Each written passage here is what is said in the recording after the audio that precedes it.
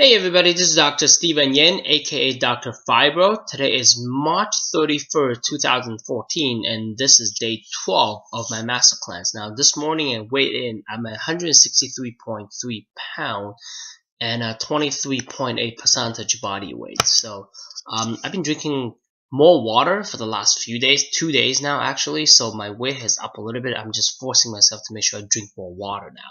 And so the weight has stabilized and just gained a little bit, which is really not a big deal actually. So I'm happy about my results so far. One thing that I do want to talk about today, because I got some comments from my post yesterday about sleep. I've been had a rough night two nights ago, so yesterday I was just really tired, so I went to bed really early. And some people are asking about sleep, and some people saying that they wish they could sleep early and all that, which is all true. And so one thing that I really want to say is that in order to do this detox properly, I mean, sleep is actually very important, and most people don't understand that actually. To get rid of the toxin in your system, drinking more water and having more sleep probably will do as much as eating properly. Okay, these two things are definitely underrated, in this whole being healthy, and it's actually, most people just don't know how important it is. You see, here's the thing, okay? According to Chinese medicine, okay, between the hours of 11 o'clock to 1 o'clock, so 11 p.m. to 1 a.m., that's when your gallbladder its function at its peak. And from 1 o'clock to 3 o'clock, that's when your liver its function at its peak. And these are basically detox time. Basically, that's when the body is most efficient in getting rid of the toxin in your system. Now, if you're not sleeping during these hours, then your body isn't getting rid of the toxin as efficiently as it possibly could, and your liver will suffer as well because of that. Just your liver function.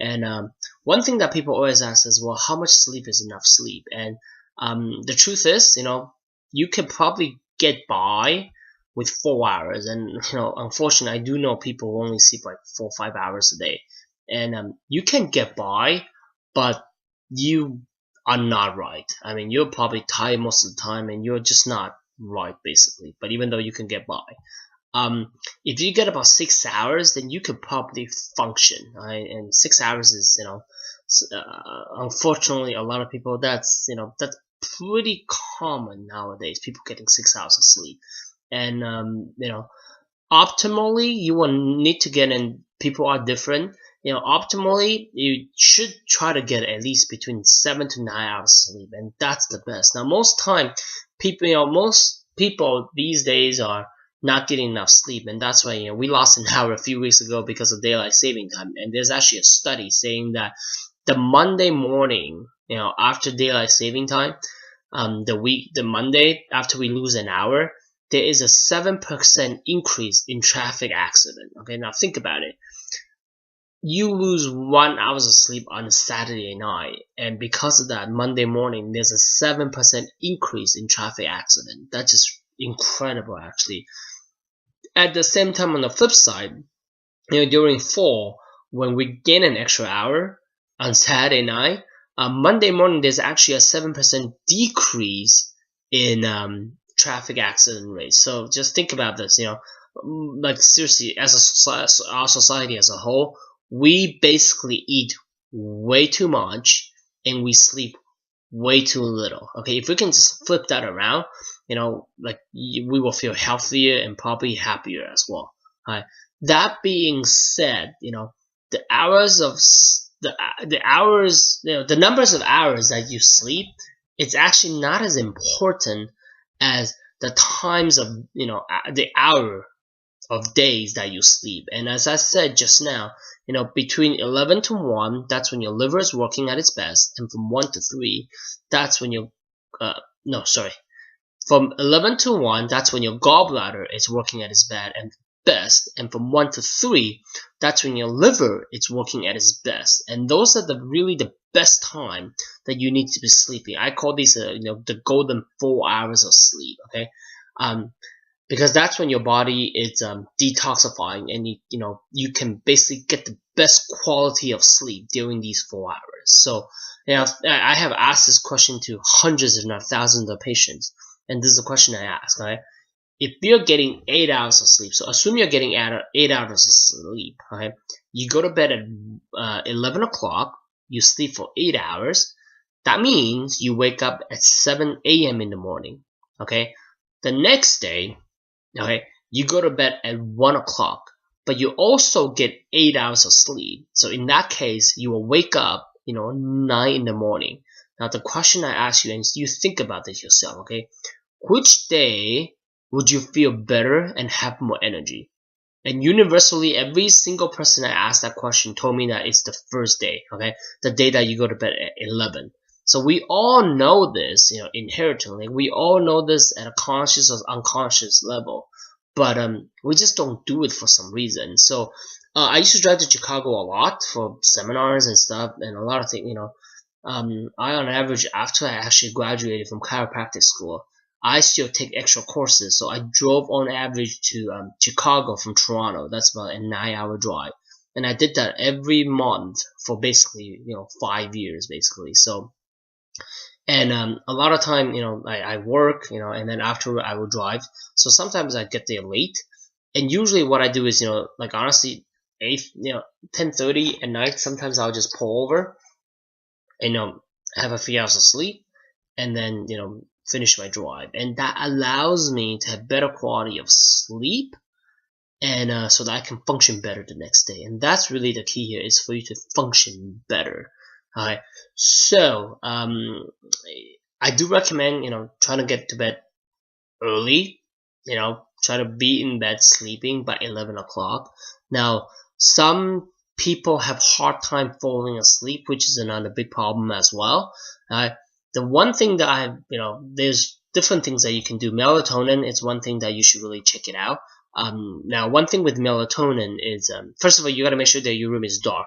The darker the better, because there's actually a gland in your head, is a size of a pine nut basically, and this is called the pineal gland. That's why, because it's the size of a pine nut, which is kind of cute if you think about it. Anyway, that's the light sensor in your body. So it basically senses light. So when you are having light in your room, okay, you don't sleep as well. So basically, if you need to have light in your room, make sure that it's below your bed level, so your body don't really sense that. And another thing is to try out melatonin, because melatonin allow the pineal gland to function better. Now, some people, when they take melatonin, their leg gets cramped, and they develop something almost close to like a restless leg syndrome. If that is you, okay, there's a good chance that your body is missing magnesium. Okay, so try magnesium. Now, magnesium, you need to build up your magnesium level, so it doesn't work as quickly as it need to. So in that case, your body may need some quinine. Okay, you can get quinine in actually club soda, so soda water. Make sure it's not quinine free, and that's one quick way to help combat the situation, to help your melatonin level.